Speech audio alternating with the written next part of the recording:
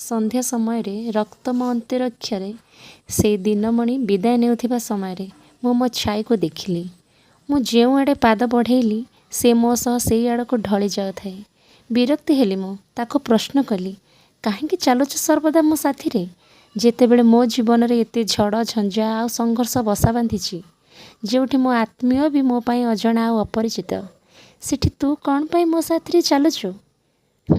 କିଛି କ୍ଷଣ ନୀରବତା ପରେ ସେ ତା'ର ନୀରବତା ଭାଙ୍ଗି ପ୍ରତ୍ୟୁତ୍ତର ଦେଲା, ମୋତେ ଛାଡ଼ି ଆଉ କିଏ ଅଛି ତୋ ସାଥିରେ? ତତେ ମୁଁ ସବୁବେଳେ ଏକା ଦେଖୁଛି। ତୋ ଦୁଃଖ ମୁଁ ବୁଝିପାରୁଛି, ସେଥିପାଇଁ ତୋ ସାଥିରେ ଅଛି, ଆଉ ସବୁ ସମୟରେ ବି ରହିବି। କଟାକ୍ଷ ଦୃଷ୍ଟିରେ ମୁଁ ତାକୁ ଚାହିଁଲି ଆଉ କହିଲି, ଆଉ ଏ ମିଛ ପ୍ରତିଶ୍ରୁତି ଶୁଣିବା ପାଇଁ ଧୈର୍ଯ୍ୟର ବହୁତ ଅଭାବ ମୋ ପାଖରେ। ଯେତେ ଶୀଘ୍ର ସମ୍ଭବ ଚାଲିଯାଏ ଏଠୁ।